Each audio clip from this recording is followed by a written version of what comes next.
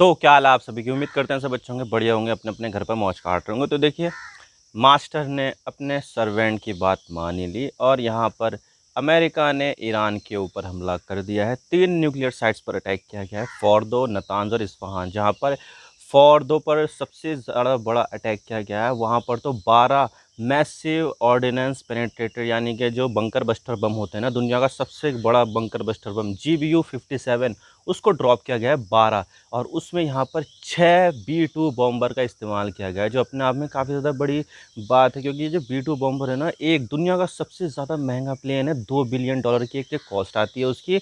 और दूसरा वो स्टेल्थ बॉम्बर है, और ये जो है ना 2 GBU-57 को कैरी कर सकता है। इतना भारी होता है, 14 टन का एक जो है ना बम होता है ये, जो ज़मीन के अंदर 60 मीटर तक जो है ना पेनिट्रेट करके उसको उड़ा सकता है। अब देखिए, यहाँ पर जो है ना ईरान की सबसे ज़्यादा जो है ना फॉर्मिडेबल जो साइट थी न्यूक्लियर की, वो फोर्दो ही थी। वैसे बताया जाता है कि उसकी कई सारी दूसरी भी साइट्स हो सकती है जहाँ पर न्यूक्लियर का एनरिचमेंट होता होगा, लेकिन अभी वो जो है ना पकड़ में आई नहीं है। जितना यहाँ पर पता था कि फोर्दो, नतांज, इस्फहान, अराक, कई सारी दूसरी साइट्स हैं, तो उसमें यहाँ पर जो है ना फोर्दो सबसे ज़्यादा डीप, सबसे ज़्यादा गहरी खुदी हुई थी। जो मतलब बताया जाता है कि ये 80 से लेकर 90 मीटर है, और कई सारे एस्टिमेट तो यहाँ पर ये बताया जाते हैं कि 200 मीटर गहरी भी हो सकती है। जबकि यहाँ पर कितने बम छोड़े हैं, यहाँ पर 12 बंकर बस्टर बॉम्ब छोड़े हैं। अब पता नहीं इन्होंने कितना डैमेज किया होगा, लेकिन बताया जाता है कि अमेरिका ने भी ये सब कहा है कि ये जो फोर्दो न्यूक्लियर साइट्स है वो पूरी तरह से ख़त्म हो चुकी है। अब यहाँ पर ईरान को पीस मेंटेन करना चाहिए, और अपना जो साथी है ईरान, इसराइल, उसको भी कह देगा अभी देखो ईरान के ऊपर अटैक मत करो। तो इस तरह से यहाँ पर जो है ना चीज़ें हो रही है, बहुत ज़्यादा टर्नआउट हो रही है। अब यहाँ पर ये ना हो जाए कि वर्ल्ड वॉर 3 यहाँ पर जो है ना स्टार्ट हो जाए, क्योंकि जो यहाँ पर किया गया है ना कि एक इजराइल और ईरान के बीच में वॉर जो चल रही थी, उसमें यहाँ पर अमेरिका की एंट्री, वैसे सोचा जा रहा था कि अमेरिका यहाँ पर 2 हफ्ते में अटैक करेगा। उन्होंने यहाँ पर कह दिया था कि मैं 2 हफ्ते में फैसला लूँगा, मैं यहाँ पर ईरान के ऊपर अटैक कर भी सकता हूँ, नहीं भी कर सकता हूँ, ये तो मुझे खुद को भी नहीं पता। तो उन्होंने यहाँ पर जो है ना 3-4 दिन के अंदर ही अंदर अटैक कर दिया। 2 हफ्ते बोला था, तो अपनी बातों से यहाँ पर पलट गए। लेकिन खैर, ये तो जो है ना उनका आपस का मामला है। लेकिन यहाँ पर जो है ना हो सकता है कि अब वर्ल्ड वॉर 3 यहाँ पर जो है ना स्टार्ट हो जाए, क्योंकि ईरान ने भी कसम खा ली है अब तो है हम यहाँ पर इसराइल और अमेरिका के ऊपर अटैक करेंगे, और अमेरिका के जो मिलिट्री बेसेस है उसके ऊपर अटैक करेंगे। और साथ ही यहाँ पर ये ऐलान कर दिया है कि स्ट्रेट ऑफ हॉर्मूज़, जहाँ से दुनिया का 25% ऑयल की सप्लाई की जाती है, उसको हम यहाँ पर बंद कर दे। तो अब तैयार रहिए महंगाई को झेलने के लिए, क्योंकि अब यहाँ पर दुनिया में महंगाई बहुत ज़्यादा बढ़ने वाली है। अभी भी इंडिया यहाँ पर सबसे ज़्यादा जो ऑयल मंगाता है वो यहाँ पर मिडिल ईस्टर्न कंट्रीज से मंगाता है। लेकिन अब जैसे कि अब बताया जा रहा है कि स्ट्रेट ऑफ हॉर्मूज़, जो एक दुनिया की वाइटल सप्लाई रूट है, वो यहाँ पर ईरान के ज़रिए बंद कर दिया गया है। तो अब तो देखिए, जो ऑयल का जो दाम है वो तो चले जाएगा 100 से पार। तो अब यहाँ पर महंगाई के लिए तैयार रहना होगा। तो बात करते हैं इसके बारे में कि अमेरिका ने ये क्यों किया, अब यहाँ पर ईरान का क्या क्या रिस्पॉन्स होगा, किस तरह से ये दुनिया को अफेक्ट करेगा, क्या यहाँ पर यह तैयारी माना जाए वर्ल्ड वॉर 3 की, ईरान के साथ साथ कौन है, अमेरिका के साथ साथ कौन है, सब बात करते हैं। लेकिन उससे पहले आप चैनल पर नए हो ना, सब्सक्राइब जरूर कर देना। वीडियो को चाहे लाइक करो, डिसलाइक करो, लेकिन चैनल को सब्सक्राइब जरूर कर देना। आप यहाँ पर इसके बारे में क्या सोचते हो, क्या अमेरिका ने सही किया है ईरान के ऊपर अटैक करके, कमेंट सेक्शन में जरूर बता देना। तो चलो शुरू कर दो। तो ये तो काफ़ी लंबे समय से एंटिसिपेट किया जा रहा था कि अमेरिका जो है ना इजराइल की तरफ से वॉर लड़ेगा, क्योंकि देखा जाए तो ईरान के ऊपर जो अटैक की जो शुरुआत हुई थी वो इजराइल ने की थी। आपको तो पता ही है, राइजिंग लायन के नाम से इन्होंने ऑपरेशन चलाया था और यहाँ पर न्यूक्लियर साइट पर अटैक करना शुरू कर दिया था। अब देखिए, ईरान का जो न्यूक्लियर प्रोग्राम है वो काफ़ी ज़्यादा सस्पिशियन है, क्योंकि वो वीपन ग्रेड न्यूक्लियर इनरिचमेंट कर रहे थे। वेपन बनाने के लिए, न्यूक्लियर वेपन बनाने के लिए 90% तक की प्योरिटी वाला यूरेनियम काफ़ी होता है।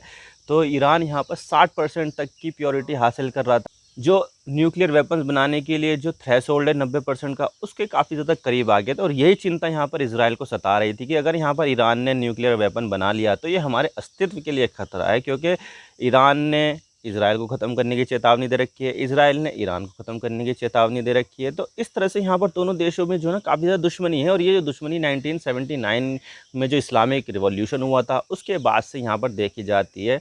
अमेरिका और इजराइल एक तरफ, ईरान एक तरफ। हालांकि देखा जाए तो यहाँ पर जो है ना कभी भी इन दोनों देशों ने डायरेक्टली अटैक नहीं किया, लेकिन प्रॉक्सी वॉर तो चल ही रही थी। जैसे कि इजराइल के आसपास हमास, वो भी ईरान की प्रॉक्सी, हिज़्बुल्लाह वो भी ईरान की प्रॉक्सी, जो बशर अल सरकार के अंदर जो सीरिया था उसके अंदर भी कई सारी प्रॉक्सी थी, यमन में हूथी रिबल्स वो भी इसकी प्रॉक्सी। तो इसके ज़रिए यहाँ पर जो है ना काफ़ी ज़्यादा परेशान किया गया था इज़राइल को।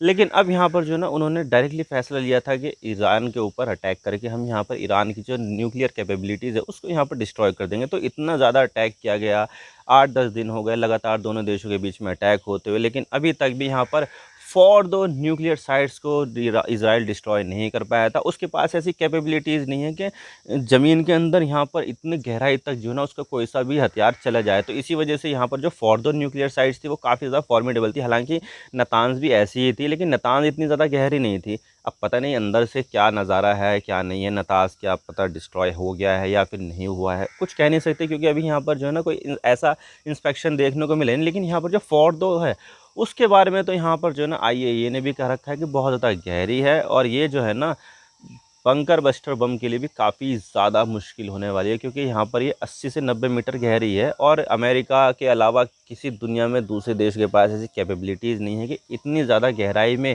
बंकर बस्टर बम जो है ना पहुँचाया जा सके।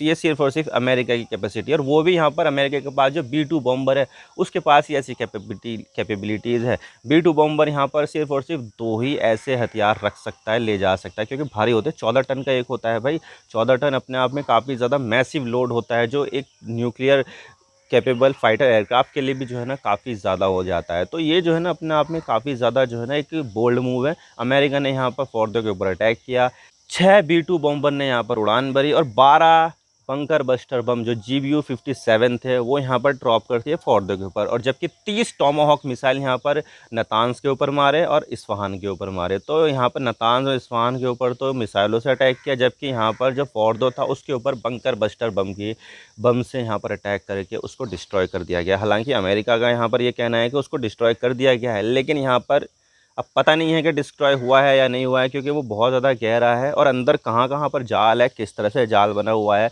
और जहाँ पर जो है ना वो न्यूक्लियर साइट है, क्या वहीं पर ही वो बम ड्रॉप हुआ है? क्योंकि ऊपर-ऊपर से तो कुछ देखा नहीं जा सकता ना पहाड़ के ऊपर से, अंदर क्या है, कहाँ पर है, किस तरह की सुरंग बनी हुई है, नहीं देखा जा सकता ऊपर से पहाड़ से। तो अभी यहाँ पर ये आइडिया नहीं, बिल्कुल भी नहीं है कि वो डिस्ट्रॉय हुए हैं या नहीं हुए। बस अमेरिका ने यहाँ पर जो है ना बोल दिया है कि ये ख़त्म हो चुके हैं। अब देखना पड़ेगा ना कि क्या हुआ है क्या नहीं, और ये जो ईरान है वो बताएगा या नहीं बताएगा वो तो नहीं पता। लेकिन अब यहाँ पर ईरान ने फैसला ले लिया कि यहाँ पर जो न्यूक्लियर साइट पर जो अटैक हुआ है उसके बदले में हम यहाँ पर अमेरिका के जितने भी मिलिट्री बेस है उन सब के ऊपर अटैक करेंगे, और स्ट्रेट ऑफ हॉर्मुज़ के ऊपर भी यहाँ पर जो है ना पाबंदी रहेगी, कोई जहाज़ यहाँ से आगे नहीं जा पाएगा। और साथ ही यहाँ पर ये कहा है कि पीस पीस नाउ, यानी कि अब जो है ना शांत हो जाओ, अब यहाँ पर जो है ना कोई अटैक नहीं होगा। इज़राइल ने भी यहाँ पर जो है ना रोक दिया है अटैक, तो तुम भी यहाँ पर रोक दो और यहाँ पर जो है ना पीस मेंटेन करो, वरना तो अगर तुमने यहाँ पर जो है ना हमारे अगेंस्ट अटैक किया तो हम यहाँ पर ऐसा अटैक करेंगे, तुम्हारी जो है ना पुश्ते याद रखेगी कि यहाँ पर जो है ना हमने अटैक करके क्या गलती की। लेकिन यहाँ पर ईरान मानने वालों में से तो है नहीं।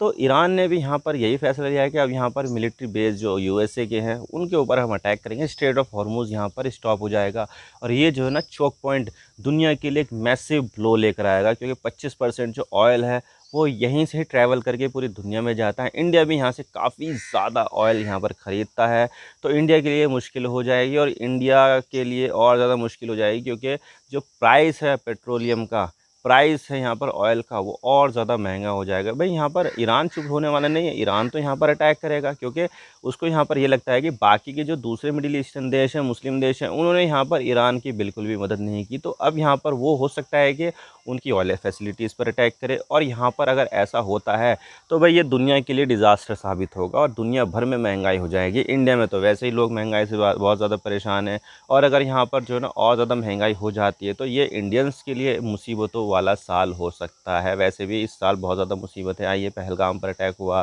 प्लेन क्रैश हुआ, और भी बहुत सारी मुसीबतें आई हैं। लेकिन अब यहाँ पर ऐसा हो जाएगा कि महंगाई यहाँ पर बढ़ जाएगी, तो भाई यहाँ पर दिक्कतें और ज़्यादा बढ़ जाएगी इंडियंस के लिए। तो देखने वाली बात होगी कि क्या होता है क्या नहीं, ये तो आने वाला वक्त ही बताएगा। लेकिन यहाँ पर हो सकता है कि ये जो शुरुआत की गई है अमेरिका और इजराइल के ज़रिए ईरान के ऊपर अटैक करने की, ये वर्ल्ड वॉर 3 को भी ट्रिगर कर सकती है, क्योंकि यहाँ पर रशिया, चाइना, नॉर्थ कोरिया ये तो खुलकर ईरान के सपोर्ट में है। बाकी का यहाँ पर जो इज़राइल है उसको तो अमेरिका से फुल सपोर्ट है, और जब तक यहाँ पर इज़राइल को अमेरिका से सपोर्ट मिलता रहेगा तब तक यहाँ पर इज़राइल इस तरह की हरकतें करता रहेगा किसी भी देश को अटैक करने की, क्योंकि उसके ऊपर बैकिंग है ना अमेरिका की कि इज़राइल ने कुछ भी कह दिया तो अमेरिका ने उसको मान लिया और यहाँ पर उसकी बातों में आकर दूसरे देशों के ऊपर अटैक कर दिया। ना जाने कितने देशों के ऊपर उसने अटैक किया है।